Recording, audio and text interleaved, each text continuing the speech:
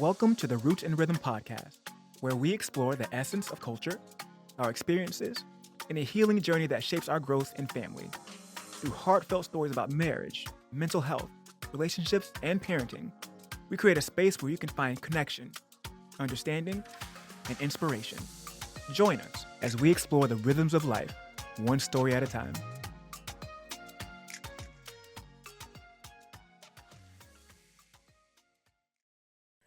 What's up, everybody? Yeah. Welcome to another episode of the Roots and Rhythm podcast, where we explore the rhythms of life, one story at a time. It's your boy, Vlad the Bull, your number one embrace coach, and I am joined by the lovely, the one and only Angie La Cyber Mommy is in the building. We are in the building. We have a very, very special guest today, very special episode, and I can't wait to introduce them to you. So before we do that, we like to do a check-in. Angie, what is new with you? What is new? Back to school. The kids are back in school. Vacation is done. My house is no longer Christmas town.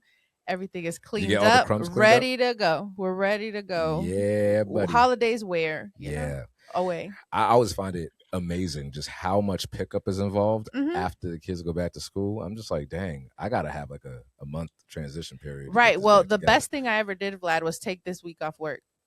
I'm going to do it every year for the rest of my life. You're going to do it every year? I am. I'm going to work through the holidays because it's so slow, you know? And at first I was like, oh, I should take the weeks off because the kids are home and, you know, they're going to be in my face. But literally there was no work to be done. I don't even know why they just allowed us to be at work doing pretty much nothing. I did so much cleanup. I took some certifications that I needed, you know, for my position. Oh, and and then I'm off this week when it gets busy again.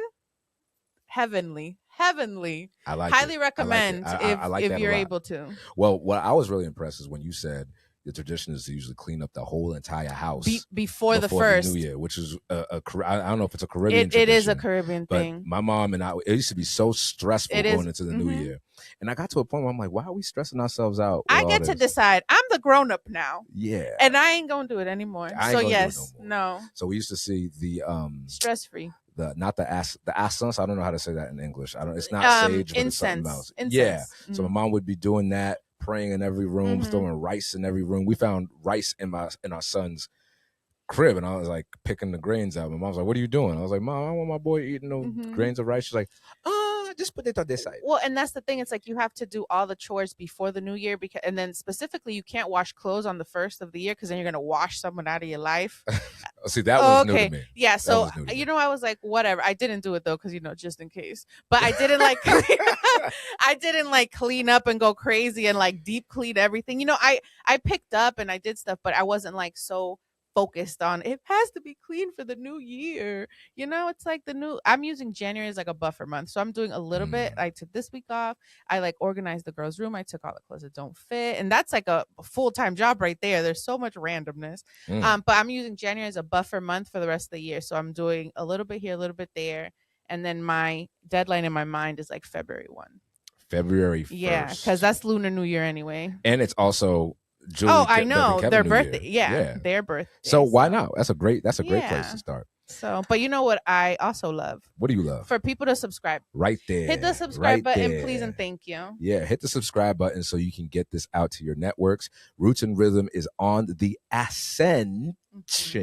Did I say that correctly? Maybe. We are on the ascension, and we'd love for you to be a part of this journey. Yes. So if you want to be a guest on our show, if you love what you hear and you need somebody to hear what you hear, then make sure you hit the subscribe button, share this in your circles so that we can get this out to the people who need to hear it. So without further ado, I can't contain myself, because if I have to contain myself, drum roll, I am going to be red in the brown. You understand what I'm saying? You ever see a black face turn red? Nope. So let's not start today. Go ahead and read this, Vlad. So I want to introduce a very special guest, somebody that I know through my channels. And we were both part of the Monetize Your Ministry community. Shout out to Kimon Hines. You know, he's a very staunch advocate of people sharing their ministry in the faith-based space, but also bringing your ministry to the corporate space, right? So that's how we met. And this person that we're going to introduce is none other. She lives up to the acumen of a speaker, right? Yes. So check this out. Who we're about to introduce is an author, a motivational speaker, Mhm. and the founder of Dorian Inspires. All right, check this out. Dorian Inspires LLC, by the way, LL Sizzle. You see that with the C? Okay. Mhm. She's Legit. legit. Okay. She's the creator of the Promise Pals Children book series and the Made series, which empowers children and teens to navigate identity, grief, and courage, Love it. and self worth through faith based affirmations and relatable stories, which aligns with Roots and Rhythm, Mhm. exploring the stories one beat at a time, right? Amen. Inspired by her journey as an adoptive mother, Dorian is passionate about helping people separate who they are from what they experience. Come on with it. With over 20 years of experience, Angie, with working with youth, families, and educators, she also extends this work to teens and young adults through her book, How Not to Get Hired, helping them avoid common mistakes, build confidence, and step into purpose as they enter the workforce. Mhm. Dorian is married to Patrick Stewart, and they are the proud parents of their daughter, Nyla. Originally from Brooklyn, New York. Shout out Brooklyn. That's Mhm. where my cousin Steve is from. Brooklyn, Brooklyn. I don't know if you knew that. My wife, I guess it's our wife too. My wife Yep. is in the group Roots and Rhythm studio. Shout out Julie. Hi, baby. I love you.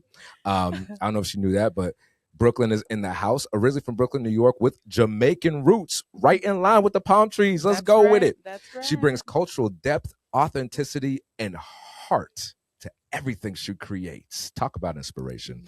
So without Yes. further ado, I would love for you all to welcome into the Roots and Rhythm community, Miss Dorian Stewart. Dorian. Hey, Welcome to hey. the Roots and Welcome. Rhythm podcast. Girl, how are you doing? Let's just get it in. I am awesome. Thank you so much for inviting me. I appreciate, and I'm so excited to talk to you guys today. Yeah. So Yeah. do us a favor, Dorian. Tell us a little bit about yourself. I know it's a cliche question, but tell us a Yeah. little bit About about yourself, your roots. your roots. We'd Mhm. love to hear more about how you became an author, a motivational speaker, and what was the inspiration behind Dorian Inspires. That's not a quagmire, right? Yeah. Dorian, inspiration Inspires. behind Dorian. Mhm. Right. So, wow. So, yes, both my parents are from Jamaica. I am a firstborn American citizen here. And my parents, wanted something more for us. I am the oldest of three siblings. So, shout out to my brother Douglas and Kay. And interesting enough, I really enjoyed writing. I got into college. I went to Morgan State and I got straight C's. Mm. And I was like, maybe writing isn't for me. And I was like, okay, that's not happening. I'm just gonna go into healthcare. But I was going through some struggles in my first and second and third job, whichever one you want to pick. But Mhm. I was going through struggles, and I got the idea to write daily devotionals to my Mm. friends. So I would send it to one or two friends, and all of a sudden they started emailing it to their coworkers, and coworkers were giving it to their coworkers. And if one person was out for the day, they was like, "I didn't get my devotion," and they would send me a message and say, "Hey, so and so is giving me, your message. Can you just give it to me directly? I just want to cut the middle person out." And Right. before I knew it, I was sending it out to 200 people on a What? daily basis, like just sending out devotions day to day from Monday to Friday. And Okay. someone was like, "You need to put this in a book." Mhm. And I was like, "Absolutely not. I can't write." Mind you, I've been doing this now Absolutely. for like months. And I'm Mhm. like, "Absolutely not. No." And I put it on the shelf. I even printed them, gave them to my grandmother, my mom, and they was like, "This is good. You should put a book." Absolutely not. And my Mm. husband was like, "No, get it done. You need to do this. Somebody needs to hear the message." Come And so on. I did it. It was called My Two Cents, Mhm. based off of a Bible verse about a woman who gave her 2 cents, and that's all that she had. Yes, Mhm. And yes, so I yes. said, "That's all I got. There you go." And God laughed at it. And then we began our adoption story and going through the training. I was like, wow, look at all these kids and how they feel about adoption or what's portrayed to them about adoption. I Mm. told my husband I'm going to write one book to let people and kids know that they are chosen, cherished, and loved. And God laughed at that. And 19 books later, here we are still inspiring children and young adults on kind of just moving into their walk of life. So that's how it started. 19 I books, was gonna say, Dorian. can we Right. pause real quick? Can we Yeah. just acknowledge the fact that you said 19 as in 19, correct? Did I not hear that? Yes, yes. I thought love she it. was saying 19, like, you know how Usher said 11 hours? Oh, it's like a 19, you know. Arbitrary number. Yeah. No, that's okay, author. What? Love it. And so I also want to, we obviously talk about relationships a lot and how marriage inspired, I mean, marriage inspired this podcast. Let's just acknowledge how beautiful it was that you had this idea for something that you know that God put inside of you to share with the world. You shared it with your friends. They were sharing with their coworkers. You're like, yo, I'm remembering those C's, bro. Like, I don't know who you trying to have write a book. And I think that happens to a lot of authors, right? Where you know you have a story, you know you have a message that you want to get out there, but then you start getting those seeds of doubt. Well, and even to what Dorian shared first, she was like, I got straight C's in college. Anybody, you know, because again, we start playing this thing in our mind. So it's like, well, who am I to be an author? I got C's in college. Right. And it's like, that's just like one level of who you are. It's not even who you are as a whole, you know? So I'm glad that you didn't let that stop you. Yeah. So you mentioned your adoptive daughter. Yes. Could you share with the audience just a little bit, as much as you're comfortable, about what that's like to be an adoptive mother, and particularly adoptive mother of color? Yes. So we don't necessarily see a lot of children being adopted by African American parents. One, it costs a lot. I'm not even gonna sugarcoat that part. Right. And the process is a lot, especially depending on kind of the process that you go through. I went through an agency, and they did take the time for us to really learn and understand what we were walking into. So we understood the emotions that adoptive kids may have, whether it be around their birthday or as they get older, some of their feelings towards adoption. They're being different from their friends and peers because they don't necessarily have a birth. They do have a birth mom. Let me correct that. They do have a birth mom, but they're not living or with their birth parents. And so they kind of struggle with different feelings towards that. And so we went through a lot of training for that. And this particular agency really kind of instilled that in us. Like, how are you going to celebrate different cultures if they're, triracial or biracial?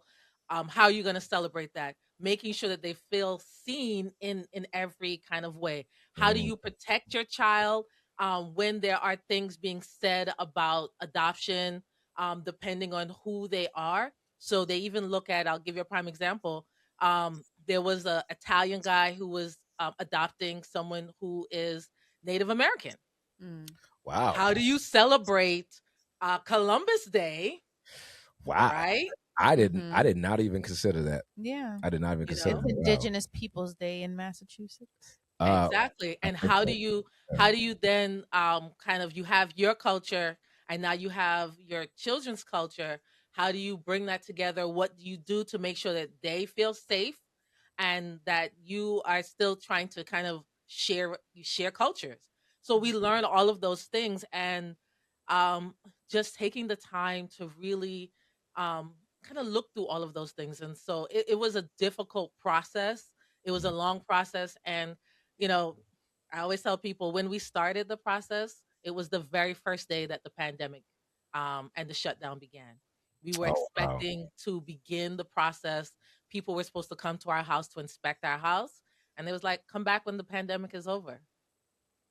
Which back then could have been any time. Right. Nobody knew it was going to. They really, I feel like initially they were like, oh, like 2 months. Oh, a few weeks. I feel like the pandemic just ended. Like maybe a year and a half ago, 2 years ago, I think that it's when we were going through the pandemic, there were so many things that were put on hold. Loans put on hold. A lot of people lost their jobs, layoff, restaurants closed. And I think I forgot to think about the social service programs that were disrupted as well. Reminiscent of what's going on now with the funding cuts, So with something as important as adoption, like that is a huge change for everybody involved, for the adoptive parent, for the child. And so for you to be investing so much time and energy into that, for it to then be on hold. What was that? What was that like? How did you guys navigate that as a family? So it was pretty difficult and hard to take because in the process, one thing, it's like a domino effect. So you have to complete number one to kind of get through the entire process. Mm-hmm. But we actually took that time to actually learn more and understand the full process.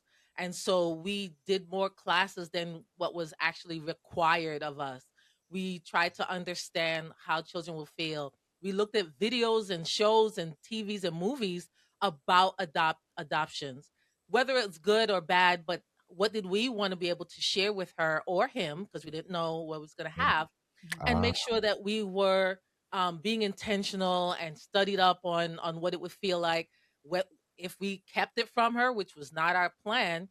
But then also we also joined a social group that was kind of private, like a adoptive parents social group, so that we could learn some more things from other people going through the process who may have been ahead of us, and use that time to kind of prepare. So while the government was shut down and the world was shut down, I was preparing things, like I was buying small items for a child that we didn't know, that we didn't have a clue as to what we were going to have, but I was buying guardrails for the staircase and outlet covers, because as it relates to adoptive children, your house has to be prepared before they're even born. So Yeah. whenever the social worker comes in, what you would purchase maybe when they're crawling, I had to have before they were even born. Yeah. Oh wow.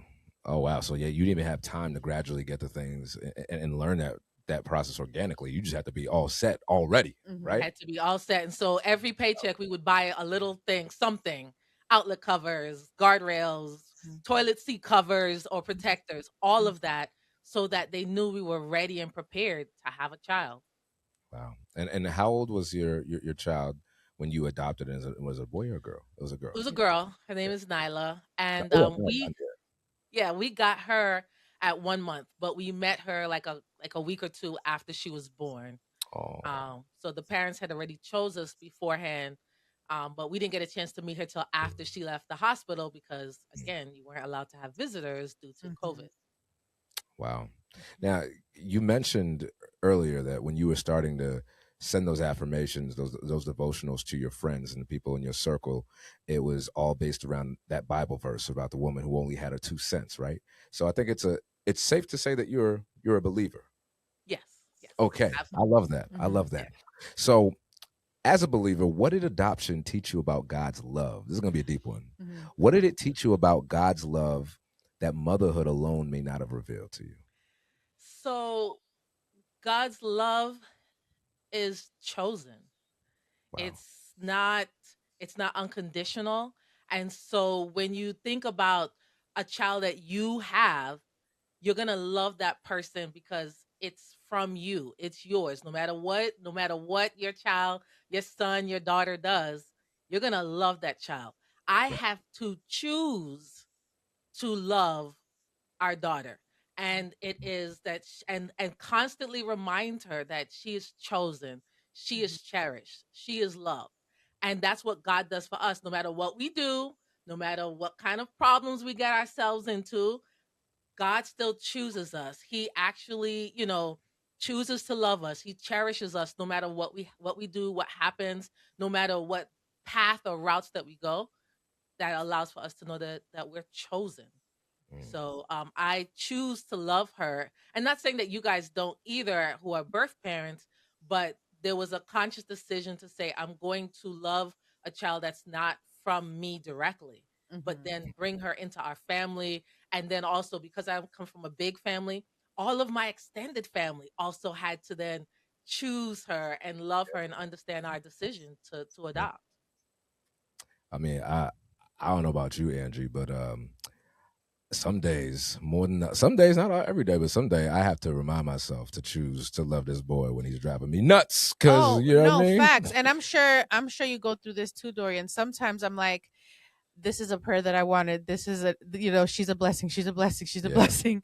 Cause they be pushing them buttons. and I don't know if you experienced this, Dorian, but I'm sure you have actually. But what I've realized about having a child, especially if it's your first child, during that infant period, is that you're not your best self, right? Yeah. Because especially if you've never done it before. Like we didn't have a lot of experience with babies, and so I felt like it was just dragging on and on, and it was impossible. It was pushing. And sometimes Vlad will say things to me like, "Oh, I can't believe Lito did this," and I'm like, "Vlad, it's developmentally okay for him to do that." Right. He's never been here before. He is 3 years old. Well, and we forget because again, it's not our normal, but it's like that's how kids are supposed to act. Well, you know what? I'm actually glad you brought that up because Dorian, this is something, having your Jamaican roots, Jamaica and Haiti. Let's just say on this podcast, Jamaica and Haiti love each other on this podcast. Okay, look we've got Dominican Republic and Haiti in one shot. And we got Jamaica over here, so Haiti ain't got no rivals. I know, and I'm an immigrant, so I'm straight from the motherland. Straight from the motherland. Listen, especially when you live in the South, you learn to embrace all of the Caribbean because we are one. It's not like, hey, work together over here, Haitians over. No, you hand me my black rice, you give me my soup in January, because I feel that if I don't get my soup in January, the rest of 2026 is not going to go right. So facts, literally, that's what we did on the first. We got our soup jumu. Right. Liberty's soup it should be enjoyed by everybody because unbeknownst to a lot of people, when Haiti won its independence in 1804, went on to help liberate the rest of Latin America, and Jamaica too, and Jamaica, and so these trivial, rivalries and animosity between the countries, when we realize like, yo, listen, when you're in America, ain't nobody looking at you different. No. Okay. We're all lumped into one. So the more that we can learn to work together, the better. But going back to the parenting thing, I think what was happening for me as well is that I don't know how my parents parented me when I was an infant. Right. And so all I really had as a benchmark was how they parented me as an adult. Right. And so, or not as an adult, but as an older child. So I'm like, yo, man, I realized something. I'm like, because in the Caribbean household, everything is just straight. Don't do that. Don't do this. Don't do that. Don't do this. There's no explanation for it. Because I said so. Because I said so. I'm your parent, and that's where you listen. So that I'm sure that was maybe something that you guys had to acclimate to as well. But yeah.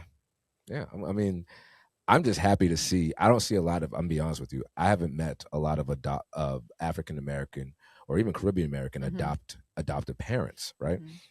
And it wasn't until I met my wife and we started talking about adoption that I realized like, yo, adoption happens all the time in the Caribbean. It's just not called adoption. It's very taboo, I think, for in our cultures to adopt a unknown baby. I feel like in the Caribbean, it's a lot of kinship adoption.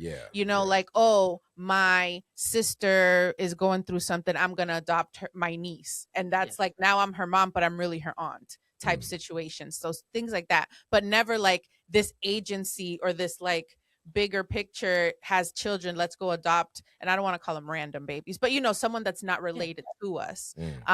So yeah, it's still very taboo. People are like, oh, you shouldn't adopt it because you don't know that family, or but I think it's beautiful. I think like to your point, Dorian, for you to choose to love a child and choose that child, it's like, how can she not feel love to be chosen, So I think that's beautiful. And I have a question, about all your books and everything like that. How do you help children separate their identity from their origin story, specifically when the story includes loss or trauma? Not to go into your daughter's story, but obviously, her parents decided to put her up for adoption. So how do you help her navigate that?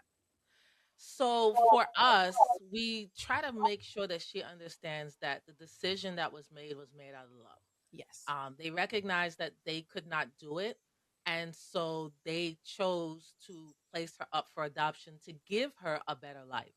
And so when it comes to children and whatever they may be going through, it is important for us as parents to find that positive affirmation in there. So for her, yes, she is adopted. That's awesome.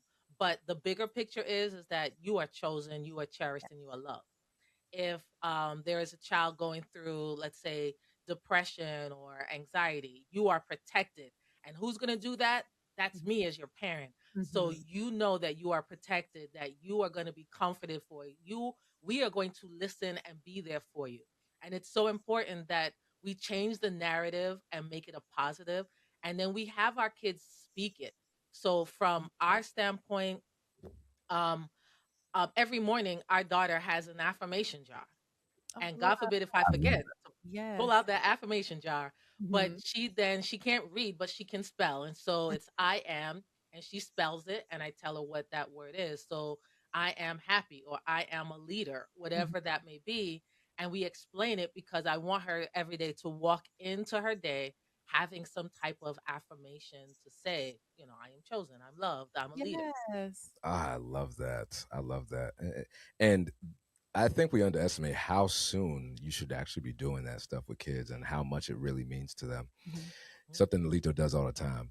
I'll just be messing around with Lito, or Jules will be messing around and say, "Hey, Lito, are you a dinosaur?" Because he loves dinosaurs now. It's Mhm. dino time. Mhm. And we have dinosaurs all over our house. So, like his playroom is like an anthropological, like an archaeological, Mhm. playground. You know what I'm saying? And I'll say, "Lito, are you a dinosaur?" And he'll say, "No, I'm a Lito." I'm Lito. I was like, "Ooh, Mhm. I love it. yes, yes." And Mhm. that's the type of confidence that you need for a child. Mhm. And Yes. you can speak to this better, Dorian. How important is it with the affirmations? Obviously, that's in your wheelhouse, right? That's like when you had your 2 cents, Mhm. you still got them 2 cents. You got an endless supply of 2 cents, right? Right. Yeah. How important is it to help a child who you've adopted and brought into your family develop and build their identity and have that level of confidence? Obviously, you said you have to help them navigate conversations about their origin story, which we take for granted is Mhm. having connections to our biological families. I never had to explain my mom was my mom, or that my dad was my dad. Although sometimes when they acting up, I'm like, oh yeah, that's my mom, that's my dad. We kind of related, but not really. Like we're like it's a loose term. But yeah, so what was that like navigating, building those, really honing in on making sure their identity was ironclad. So, from the very beginning, we when we prayed for her, we always pray for birth mom, birth dad, and sister. Mhm. As we navigate her close friends, like, and the parents that she's around, we let them know that she is adopted. Mhm. And so some people are like, oh, don't tell her that. No, we're going to tell her that because there's no shame in being adopted. And I That's want her to grow up understanding that there's no shame in that, and that her parents made that decision in love, not out of shame, not out of anything else, but out of just knowing that I want something better for you. I could have made other decisions about you, right? Mhm. Mhm. But we chose to raise you, grow you, and then put you in for adoption, or put you up for adoption. And I get that that's not everyone's story, but we had to make sure that we protect her, in that there are certain things that we wanted to make sure that we're not shielding her from certain things, but that we're protecting her space about adoption. And so her close friends who we hang out with, all of their parents know that she's adopted. We don't share the full story, but they Right. do know enough that she is protected in those spaces. When Mhm. she goes to school, we're very careful about, because we know at some point she's going to have to do a family tree. Right. Mm-hmm. How are we going to navigate that? We're obviously going to let her lead that, but we are not going to let her leave out the fact that she does have a unique type of family structure. Mhm. And we do acknowledge, and we made a promise to her birth parents that we will always um, keep keep them in kind of the remembrance of that. That yes, we're always going to acknowledge that she's adopted, and that that decision was made out of love. So that's always going to be part of our her story. We're not going to leave that out, but it's also about being basically protecting her of who she is and how unique she is by being adopted. Yeah. And I like that you shared that you're going to let her lead that, because I think what happens a lot of times, and I think the agency in your decision to have is it called semi open? Is that the Yes, term you use? Okay. ours is Sem- semi-open. yeah, semi open adoption. So when she gets older and does have those questions, she knows where to go. And I think that's what happens a lot of times, especially with transracial adoptees. They don't have anywhere to go to get those answers. They weren't raised in their home culture. They don't know who to go to. They maybe Right. can't even find those people even after trying when they get, of age. So I think that's going to really help her, especially when she comes into her own and gets like to be the woman that she's meant to be like, hey, I have these questions. My adoptive mom has helped me all this time, but now it's like I need like those deeper answers, and I know where to go to find them because you did that work, Dorian. So Right. And I it's so think that's it's, great. sorry. It's also so important that I want her to know that she can come to us with Mm-hmm. those questions, even if we don't want her to feel like ashamed that she wants to know about her birth parents. Mm-hmm. We Yeah. want to be able to help her. I've seen so many stories where they go out there, they get swindled with money, or, because they're so interested in wanting to find out more about their birth parents, they don't tell their adoptive parents, or they don't feel comfortable in talking about it. And then they get themselves in a bigger or worse scenarios of situations.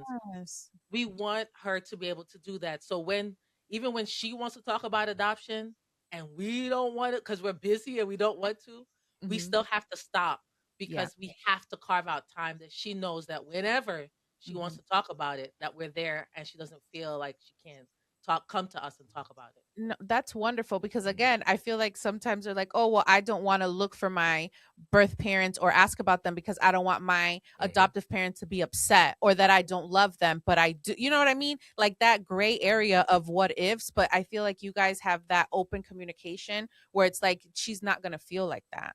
So, I think that's wonderful.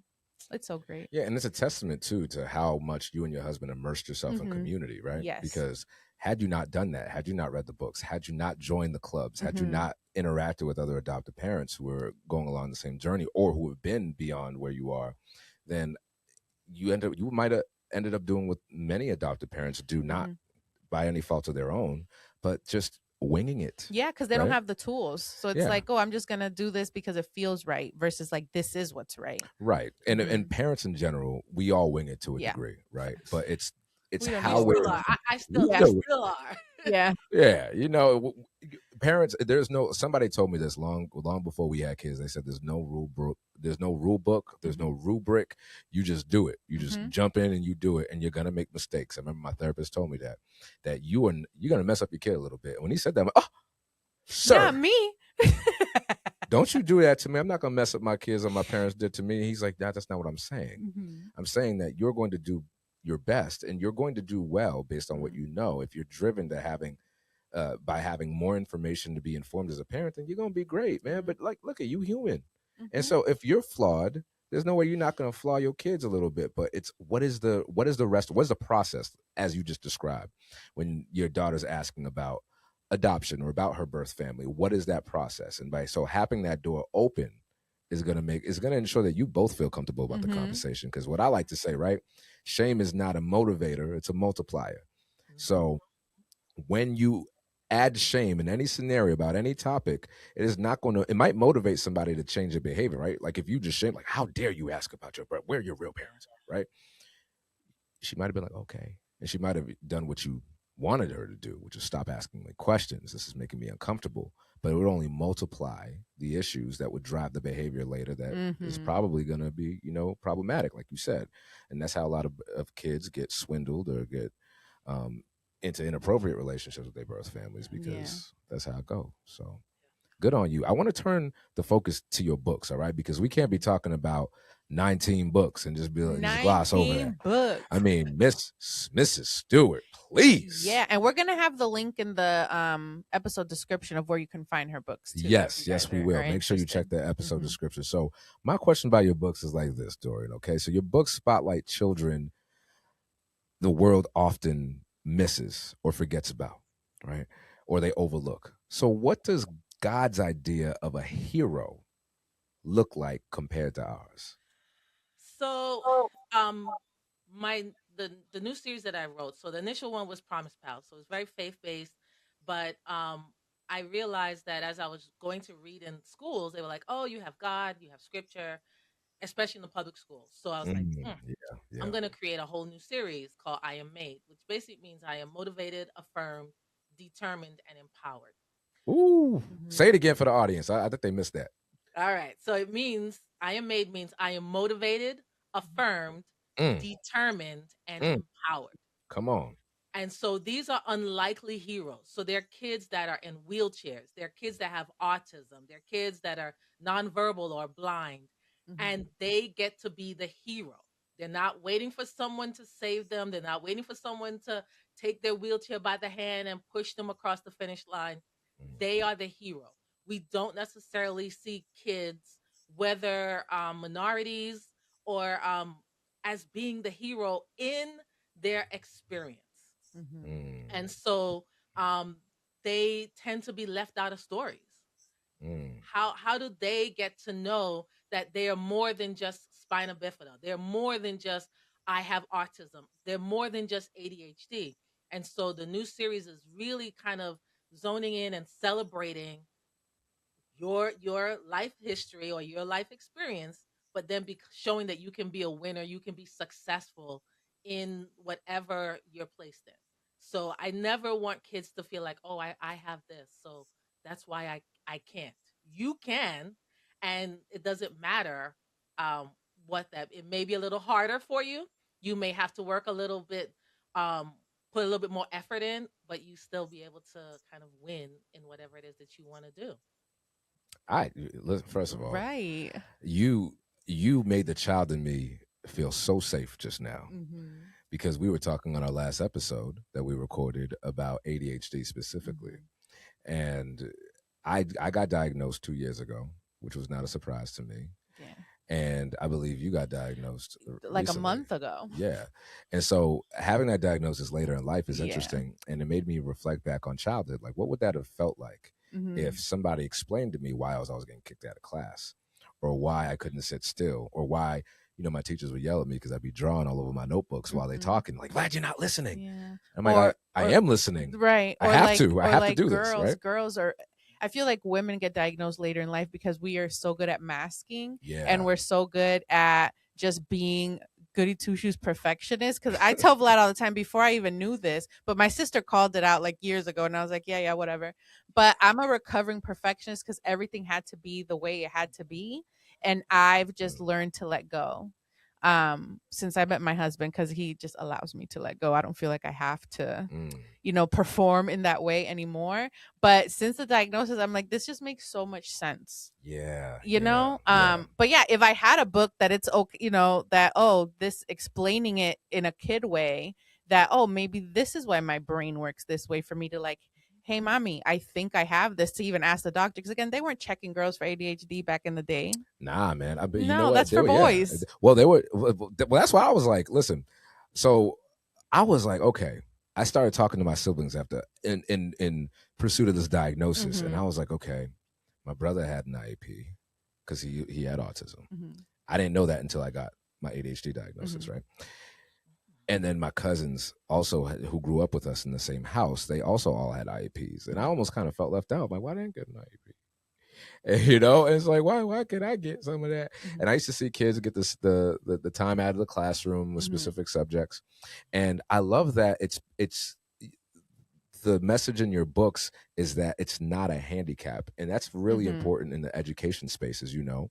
Because oftentimes kids almost feel like they're being othered, or they're almost just getting in the way of the educational experience because their brains don't work in the same way or pace as everybody else's. Our brains still work. They just work a little differently. We just need a few more pictures. Maybe we need to jump up and down for 5 seconds. I tell the classic story of I was in humanities in 8th grade. And back in the day, Dorian, when you used to have to sit in the desk community, it was like 4 people to a desk community. And so I'm sitting there just fidgeting with my paper, going back and forth like this. And then my friend, who I used to goof around with, just took the paper and just threw it off the desk. And I thought it was the most hilarious thing ever. And I forgot that my teacher was teaching the class. And so suddenly I start hearing the background noise. There's no background noise. I'm like, and she's just staring at me. She's like, go to that community. I'm like, all right. So I'll go over there. And then something happens over there, and she kicks me out to. So basically, there's about 5 communities, and I get sent to every single one. Vlad, she couldn't separate you. You can't make a yapper stop talking. You can't make a yapper stop yapping. Yap. So you know what she did, Dorian? I'm everybody's friend. She was like, "Yo," because they used to call me V back then, and they said, "Yo, V, go." She's like, just go. There's a couch that was behind that you could sit there Like when to you read a and book. stuff, yeah. She's like, just go sit on the couch and stare at the wall until the rest of the class. And oh man, I remember she was so frustrated with me, and I remember how that felt. And she asked me, "What's wrong with you?" Like, or not Aw. more so like, "What's wrong with you?" But it's like, what happened today? Why Yeah. why was it so difficult? And I looked at her and I said, I have no idea. Mhm. And I had some idea. Some of it is what was going on at home, but I Mhm. can't talk about that because Caribbean people always tell you talk about your family life. Yeah, you get don't put in a talk about box. what happens in his house Mhm. somewhere What else. happens in the house stays in the house. Right. Yeah. My parents used to. My mom used to say, "You go yapping to the school, they're gonna put you. They're gonna call DSS. Oh And they're gonna yeah. take Do you you out of want your to? house." Yeah. Do you want to go live with other people? They're not gonna Mhm. feed you. No one's gonna love you like your mom. Yeah. A hot Yeah, mess. man. But yeah, I feel like teachers didn't have the tools back in the day for all that, because now my sister has 2 boys and she went to go read in the classroom, and the teacher in her son's classroom lets him stand up, and he's like standing up reading, bouncing up and down. That is so So cool. right. So then my sister's like, "Henry, sit down." And then the teacher, Henry's the only child in here that can be standing up right now, because she knows that that's the way that he learns. Like, he can't sit still, and it's just so great, like, for teachers to be able to know, like, which child needs extra help or to fidget for a little bit. Now, Dorian, And can I it's ask? go ahead. Go ahead. I think it's so important that as children, if they understand their diagnosis and what they're going through as well, they Yeah. can also help guide and Mhm. say, well, this is what I do, or this is, kind of advocate for themselves as they get older. So it's Yeah. not being rude, it's not being disrespectful, but if Mhm. they understand who they are in that process, then they're able to kind of advocate for themselves. If mom and dad or whoever understands that, and it's so important that as parents we're taking the time to kind of educate them, and so that they can also advocate for themselves when mom and Mhm. dad is not around. Yeah. I mean that's huge. And before we go to we'll shift gears a little bit, I do want to ask, and again, share if you as much as you feel comfortable. Was there when I made the Maid series, right?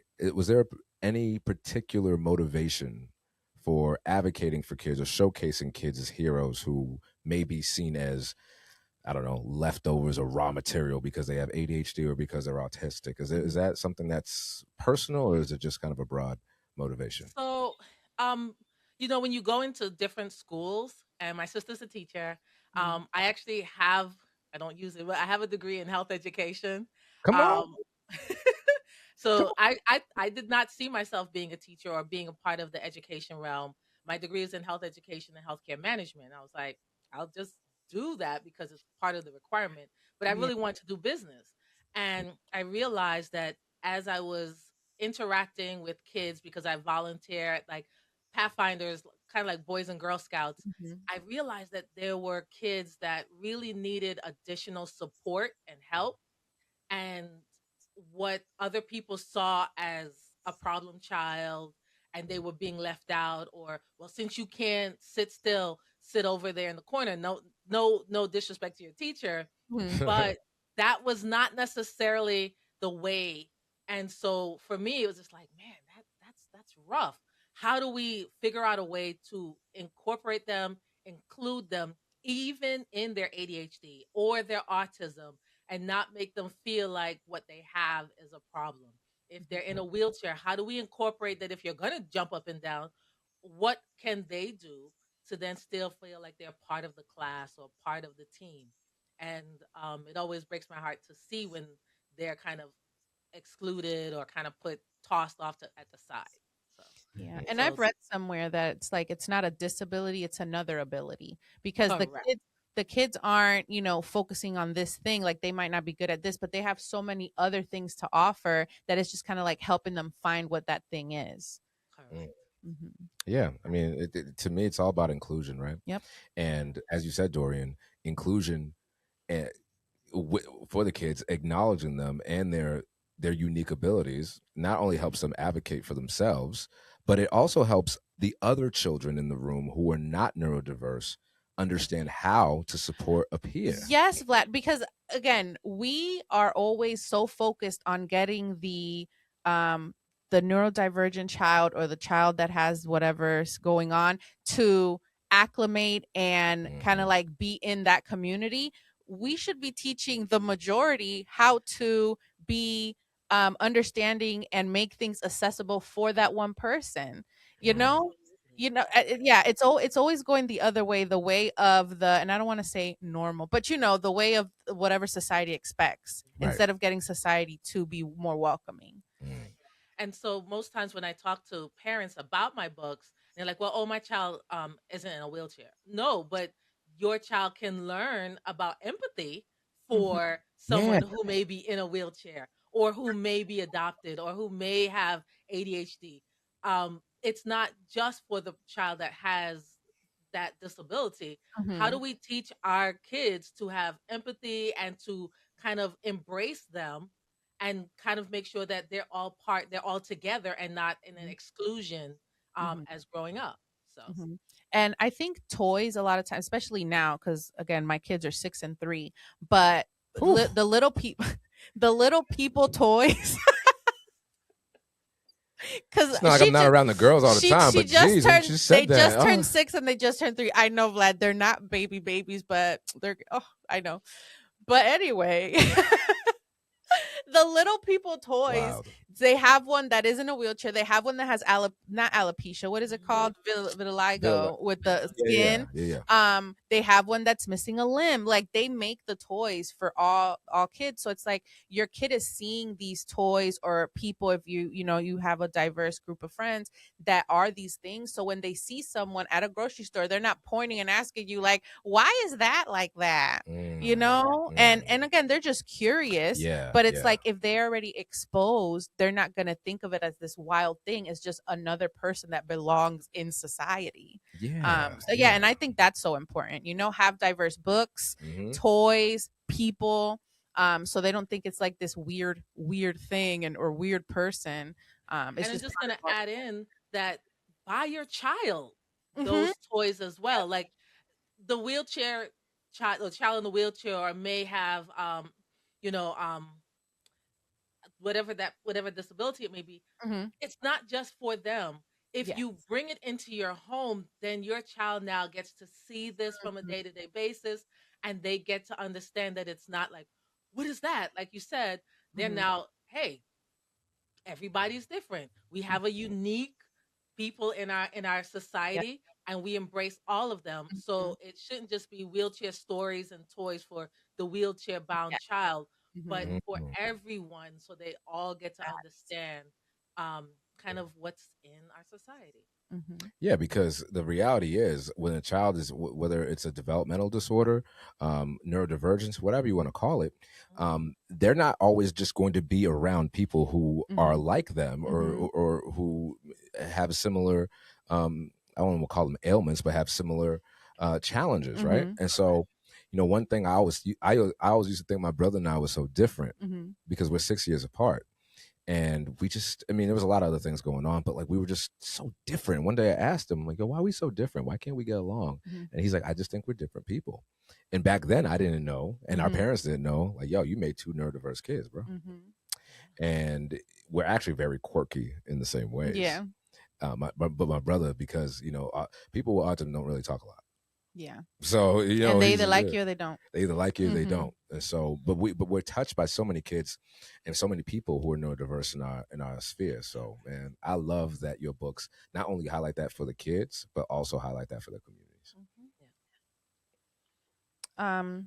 To get back to your faith walk, Dorian, I wanted to ask, was there a moment when your faith had to mature beyond what you were taught growing up? Ooh. Especially, in your journey to motherhood and the way that you became a mother. So I'd have to say yes, but my faith matured when God stopped answering immediately. So I have this scripture that I have that's like, I think it's like, forgive me on this one, I think it's like Galatians 6:9, and it says, do not get weary of good doings, because at the appointed time, and I'm paraphrasing, you'll kind of reap whatever you've been trying to get. So you're doing all this good, or as a mother, or as a wife, as just individual, you're doing all these things and you're expecting certain results or certain success. And it's like, man, every day I'm getting up and I'm doing this, or I'm waking her up and I'm getting her dressed and I'm feeding and I'm doing all these things, but we don't necessarily see the result. And I think God had to kind of center me to say, listen, I don't work on your timeline. I work when I am ready, and you're putting in the work. Great. And the very end of that scripture says, but don't quit. So you're doing all the things that you know you're supposed to do, and you don't feel like you're seeing the fruits of your labor. Mm-hmm. And it says, at the appointed time, I will then give you what you're looking for. But the last three things are, but don't quit. Mm-hmm. But And don't quit. quit. don't quit. Don't quit. And so I think that matured me because, again, even waiting for the adoption, like I said, the pandemic happened. And so nothing could really happen. And we could either give up on the adoption because, hey, the world is shut down, or we then keep working, keep learning about the child that God is going to give us, keep Yeah. learning and stepping into spaces.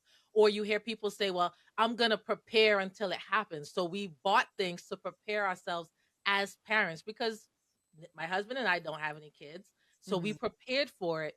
And just imagine we would never have her if we did quit somewhere in that process. So the last part is, but don't quit. So that was the maturity part for me because I wanted that child like now. And it was like, Yeah. No, I and needed to prepare you. yeah, and you had to stay ready so you don't got to get ready. You just kept getting ready, and then boom, there it is. Love. Does Dorian know about your unique Oh no, entrance into I don't motherhood? know. I don't know if she saw that episode, but yeah, with our first daughter Dorian, we were married almost 7 years. We've been married 14 years, so this was before Lana was born. Whoop. But it wasn't 14 years. It wasn't, happening. Like nothing was wrong with me, nothing was wrong with Wallace. It just wasn't in the cards. So we had given up. Like I was like, you know what? We'll adopt, because I've always wanted to adopt a baby. So we're like, we'll adopt a baby later on or whatever. So then one day I go to the doctor because I wasn't feeling well. Wallace took me and they tell me that I'm pregnant. And it was urgent care. So she measured my stomach with like a tape measure. And she's like, oh, you seem to be 10 to 12 weeks. Go up to get an ultrasound of your baby. So we called our moms. Everybody's happy again because everybody's wanting us to have this baby that never came. And I had already said I ain't having no babies or whatever. So everybody was so excited. So then at ultrasound, they tell me that my baby is 7 pounds and that I'm due at any week now.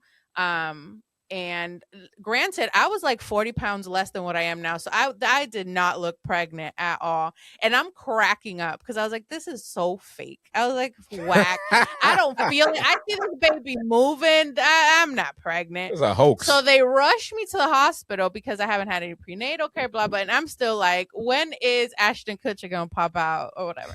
So anyway, we get there and I hear this baby heartbeat. They're like strapping me to a whole bunch of stuff. And granted, at urgent care, my blood pressure was normal. Everything was normal. Now at the hospital, it's through the roof.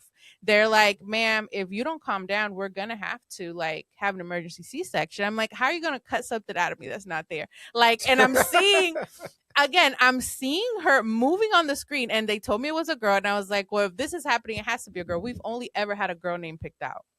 We're like, we're not going to be boy parents. This is going to be a girl if it ever happens. Right. So I don't feel her moving, but I see her and they're like that. I have an anterior placenta and all this or whatever. But yeah, I found out I was pregnant at 10:30 in the morning on December 6th, 2019. And I had Alana Renee Thomas at 11:10 at night on December 6th. Wow. That is so amazing. Yeah.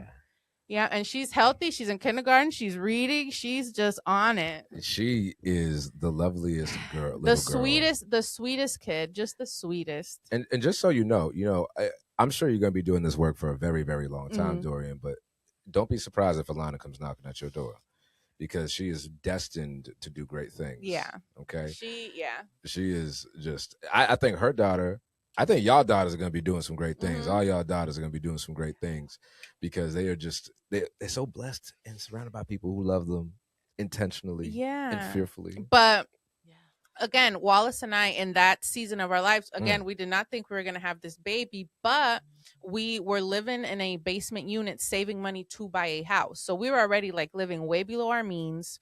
We were saving all this money. So when she came, I was like freaking out because I was like, I have nothing. And Wallace was like, Angie, she's just, this baby is just one, a blessing, two, a line item in the budget. Like, it's gonna be okay. But she spent a few weeks in the NICU because your first ultrasound gives you gestational age. So she didn't have that. So she was between 32 to 37 weeks was like the estimate. But we were living there. I didn't have anything. But again, I'm the oldest of 6 and my sisters had kids before me. So they set up like this Amazon wish list. She was like, I called your landlord, and she went to Target to pick up this was when we went to Target to pick up the car seat stroller. And I'm going to let you leave the hospital without a car seat. And I was like, well, I don't know. So like I didn't have to buy anything for Alana for 16 months. So that was December. The pandemic happened in March. I went back to work for 2 days and they sent me home. We didn't have daycare because you don't have to pick your daycare while you're pregnant. You can't just have a daycare. But thankfully, again, everything happened. And Wallace and I joked that the pandemic happened for us because he travels for work. He was out of work for 16 months. So he was the caretaker for Alana while I worked from home. And we didn't have to pay for daycare. Yeah. And we had everything we needed for 16 months. So we just hunkered down, the 3 of us and the dog. But this ain't about me. This is about Dorian. Well, you know, amazing story. Yeah. Thank you. Well, added to that, Dorian, I actually, while you were speaking, Angie, made me wonder, how did your family respond to the news once the pandemic was over, or being seen through, the adoption was going through? Like, how was that transition for you? Yeah, and did they know that that's what you wanted to do, like, or was it a surprise to them? So I'd say right before the pandemic, I saw my side of the family, and I was in Florida. That's where they have all retired to now. Oh, yeah. And so I kind of told them one by one, and they were so happy for us because again, we had been 5 years in, we're 10 now, but we had not, we were trying, we were considering in vitro, we were doing all these things and it just wasn't working for us. And so when we told them, they were so excited. But there's always that West Indian part, like adoption. Yeah. Do you know someone? Do you want to go to Jamaica and find a family that would? And we were like, no, we're not going through those process where, we were going to go through an agency. And so they struggled with not necessarily the adoption part, but the agency part, not realizing that even through the agency, there were things that the agency was preparing us for. And there were things that they did that most people, I guess, if you did it, let's say direct, like you knew someone, there could be certain things that happens in that process. Like there's something called disruption, where the birth parents decide to adopt. I mean, not adopt, but they decide to actually be the parent of their child. The struggle is that you're not buying a child. And so you're helping the birth parent. And if they decide to, you can be disappointed, but you can't be mad. You can't demand the money back, because you weren't buying the child. Yeah. There's no protection. Correct. And so with the agency, there's a little bit more protection. They don't even let us know that we're officially chosen until, like, we didn't know we were chosen until a week before she was born. Like, Wow. her birthday is the 11th, so January 11th. We found out on the 6th that that we were chosen, and they do that on purpose because the birth parents can start to ask for things, and you wanting to make sure that they're protected and that they're doing things okay. You tend to give that, and so this agency says no. We do that. We protect them. We make sure that they have the health care they need. If there's something they need, we do that.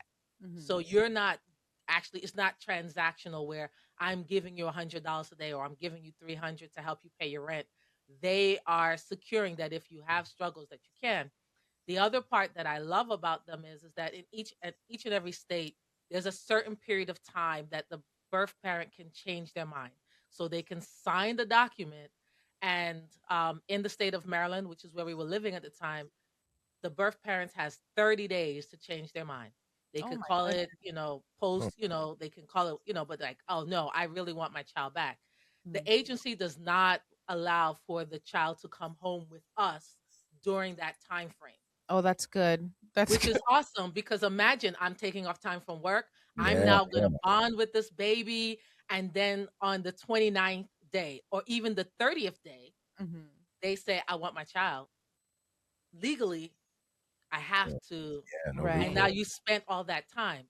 So Mhm. this agency, which was really awesome, they actually have someone that actually takes care of the baby during that time. Oh, that's good because if the baby was with the birth parents, they might also get attached and change their mind. So it's Right. like And if they in this don't, if they're saying they can't do it and they are taking care of the baby, you kind of not saying that they would hurt the baby, but that you put that child in a bad situation. that's fair. Yeah. Hmm. Well, So that's how they did it. And so I appreciate that they did that because we got to visit her, but she didn't come home with us. And if Mhm. the birth parents wanted closure, Mhm. they would also get a chance to see the baby, which they did, and have that closure, and kind of see if they want to change their mind. Yeah. So I appreciate those little things that in some states they don't do that, or some agencies don't, and then whatever that time frame is in their state, they're like, I want my baby. And All guess right. what? Shout out Maryland. yeah, shout out to Maryland because Mhm. that is Yeah. really progressive. Yeah. I've heard horror stories from Julie about No, how that can happen. right. And even with like the training that you all had to take with if you adopted a baby of a different culture, like make sure that you incorporate the culture. I love that. Yeah. Maryland's on it. There was Maryland, even so yeah. that's not all I will so I'll have to say Mhm. Barker is the name of the adoption. They Okay. do that. Not all adoption agencies do that. They Okay. even strongly encourage that if you they even have training on how to braid hair and how to comb hair. Because What? That's Because what I'm it's talking needed. listen, about. Okay, That's what I'm Maryland, they talking know their about. demographics. Yeah, you're not gonna listen, not and in it Maryland. would be horrible to have a child that you don't know how to care for that child's hair and Oh, sending that child in to school or out in the public. Looking I rough. love that. Well, you know what? Julie would love to have this conversation because she Mhm. said her mom used to just she didn't know what to do with their hair, so she just chopped it off.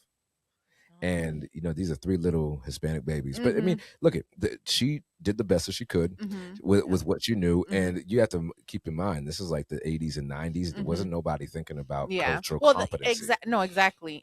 No, they were like, let's get these babies to homes. Yeah. That was like it. That's the mission. We're gonna do it. Accomplished. They weren't thinking long term. How is this baby gonna feel at school? Mhm. With their hair chopped off versus put in a nice ponytail or something. Well, eventually she got him like she like found the a nanny. hairdresser Oh, okay, nice. that could actually know what to do with their hair. Mhm. So, man, good on Maryland. Maryland Yes, I love it. is doing their thing. Now, granted, I didn't take that class, but Oh I yeah. appreciate the fact that they did have that class. Sure, Yes. sure. Yes. Yeah, I mean, and maybe you didn't need it. Mhm. Maybe you I knew mean, I you was were. braiding my sister's hair from when because I have a younger sister, so she Mhm. was my doll, and so I learned how to braid. I learned how to braid on her hair, so I was taking care of hair as a teenager. Mhm. But I appreciate the fact that they did have different types of classes Yeah. and understanding that I could end up with a child that maybe was biracial. How am Mhm. I going to care for a child's hair that doesn't necessarily look like mine? Mhm. And Yeah, so that's a good they point. offered all of that. Mhm. So And we all know how important hair is to Black people, Mhm. particularly Black women, young Mhm. Black queens. Why do I say this? I don't know if you knew this about me, Dorian. You probably did, but I'm a retired state trooper. And when we were going through the academy back in 2017, it was required for all women and men. They don't even tell you to shave your head or to cut your hair. They'll do it for you when you get there. You have to bring $6.75 or something like that. Very specific. That's what the barber charges. Yeah, with the Mhm. change. You got to have the change in one hand, the nickels, the coins in one hand, and the bills in one. Stupid. Mhm. And so, what was really difficult for me to see was we didn't have any. I think we had maybe one or two Black women, but there were Afro Latina women Mhm. who they came and they just, oh well, shave your head off.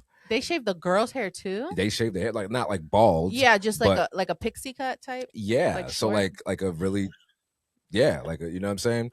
And No. and so they ended up changing that policy because enough people started advocating on the job, and they said like, listen, you don't understand black women's hair. Mm-hmm. Black women hair don't grow that fast. Mm-hmm. So if you chop that whole thing off, that's like she might not have that length for like another 5 or 6 years. Mm-hmm. And so, it might sound shallow to some, and there were obviously a lot of groanings on the job about it. Yeah. But it is integral to our personality. Mm-hmm. And so when an adoption agency takes the steps to help the adoptive parents, not making assumptions, Mm-hmm. care for that child, meet them where they are, and honor, that's you, them helping you, That's you. honor their heritage. Yep, that's you caring for the whole child. Yeah. Not just their living situation. Exactly. Mm-hmm. So, and that brings us one last question we got for you, Dorian, because we could just yap and dap because it's the Caribbean up in here. We got Jamaica, DR, we got, you know what I'm saying, Cuba, we got Haiti up in here. We could talk all day. But here's a question I want for you to answer for our audience. And the question is this, simply. What legacy are you most interested, not in leaving, because we were going to say leaving, but I don't believe that we leave a legacy, because leaving a legacy don't do nothing. What legacy are you most interested in living? Not just for yourself, not just for your children, but for the families who encounter you in your work. What is the legacy that you want to live for them to see? I think I want to be very intentional about communication and conversation. Too many families, even in my own, conversations or having family meetings was really what didn't happen. Or we sat around the table, but we didn't really have just raw conversations. And I think my books or anyone else's, it is important that we allow for our children to organically kind of talk and kind of what's on your mind, what are you struggling with. And so all of the books really try to, one, build them up, but also try to create a line of communication with their parent, and so that when they are struggling with something, and even if parents don't know, someone has told me it's not okay to say it, but it's okay to say, I'm not sure, I don't know, I because agree. you're Yep. human. I'll find out and we can have this conversation again. But to really just let them know that you're human, and that there can be an organic relationship. I I feel like I have a stronger relationship with my mom, but I really, I love my dad, but we could only talk about very specific things. Mm-hmm. Whereas Right. my mom, I could talk to her about any and everything. Mm-hmm. And so I don't necessarily want that for kids. I think it is important that if you eventually have a girl child, Vlad, or you know what I mean, or that they can come to you and talk to you about anything, anything. And when I say anything, I do mean anything. And you Anything. feel comfortable, and that they know, hey, my dad, my mom is going to be really honest about it. If they don't know, they're going to find out about it. And so I think legacy is that they have that line of communication, and from a child all the way up to adulthood, that they're struggling with something, they figure out a way to kind of create that communication. So that's, I think, for me, and that's what all of my books have. Some of the books, even at the end of it, it's like, well, here's how you talk about grief. So like one of my books is Oh, about a yeah. little girl That's who good. goes through grief of losing her grandfather, and they go through the 5 stages of grief. But at the very end, because it's such a big topic, there is a letter to parents to say, hey, beyond this, here's some things that you can do. But grief can be even tougher than what you're listing here. Here's Yeah. how you can get some professional Mm-hmm. help to help you and your child navigate losing a loved one, and understanding that the stages of grief that we as adults go through, kids go through it in Mm-hmm. their own way, and we have to be able to understand it, recognize it, and have the communication with them. If they're going through depression, kids Mm, go through that. come How do on. we then navigate those things? And so I was very intentional about adding additional resources in the back of some of those books, because it doesn't end with just the book. That's Some. just the beginning. That's the Mhm. beginning of the conversation. So my books are really to start and spark conversation amongst families, or in school, or wherever it's being read. I love it. I know. Oh, that's so great. Yeah, because I feel like growing up, we definitely heard stay in a child's place. So you don't feel Mm. like you can speak to your parents about certain topics because it's like you're just a kid. But kids are just little adults. You just have Yeah. to frame things to something they can understand. So I love that, Dorian. Thank Yeah, you. It was kids are little people. That's all. yeah. Like we all Mhm. people. They're just little people with a Yeah. little less experience, Yeah. and they need some guidance. And what I love about this too is that, especially within the Black and Brown communities, and specifically communities that have been touched by imperialism, Mm-hmm. there has been a generational, um, dare I say, almost like a preference, or it's a coping mechanism. Let's just Mm-hmm. call it what it is.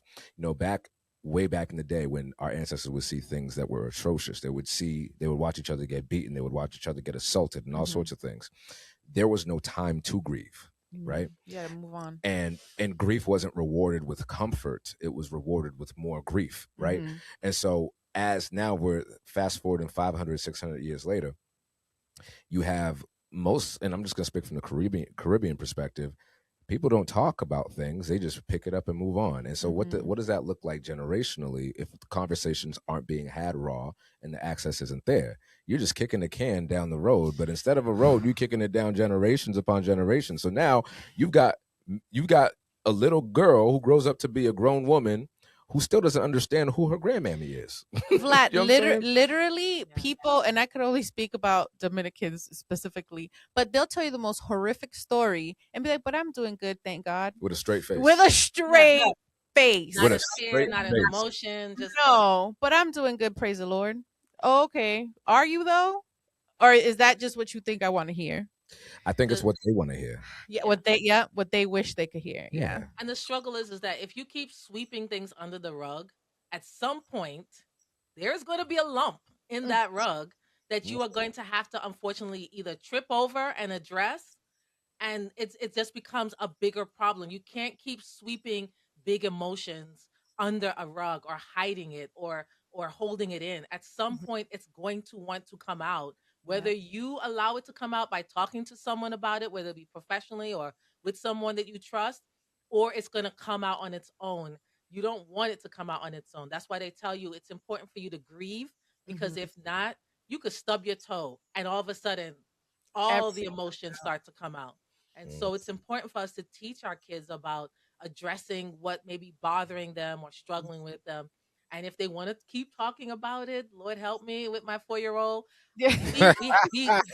we we we leave space for that, because if not, she's then gonna think it's the rule is to hold it in, keep it Mhm. inside, Yeah. bottle it in, and at some point it's gonna come out, and not in the nicest way. Um, so yeah. I'm a huge fan of analogies. If I you love don't, that rug. I love that rug. Can we Mhm. can we borrow that from you, Dorian? Because that was beautiful. Absolutely, yes. Eventually, if you sweep things under the rug, You there's gonna finna be a trip. lump, Mhm. and then you're gonna have, and eventually you're gonna trip and have to address it. Come on, Mhm. When you don't want to. that's it. That's the podcast is over. Gotta go. Oh man. Close the shop down. Now we good. know why you do what you do, Dorian. If Yes. we don't say it and we haven't said it, thank you for all Yes. that you do and all of who you are. And thank you for coming on our show. That's 19 books deep, Vlad. That's Okay. 19 books deep. Love And it. I don't know, maybe this conversation might spark a 20th. I'm looking for Mhm. 20th century Fox, like So the I Fox. will tell you. So the I Am Made is coming. I mean, there's more stories coming, but one of the things that I also want to address is that we're gonna put our books in different languages. So there Yeah. will be a Spanish, there will be Haitian Creole, there will be French, so Sakapet. that other people can read the stories.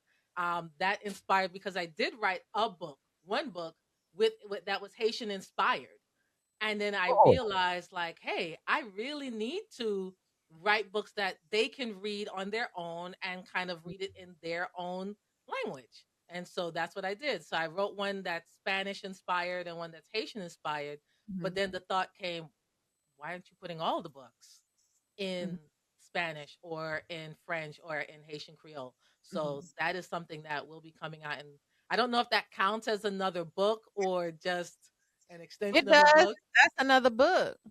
That's another We creation. say that in when kids are learning to speak, if they say a word in 2 languages, that's 2 words. That's 2 words. It's Yeah, not it's 1 true. word, it's 2 words. Those are 2 books, girl. Yes.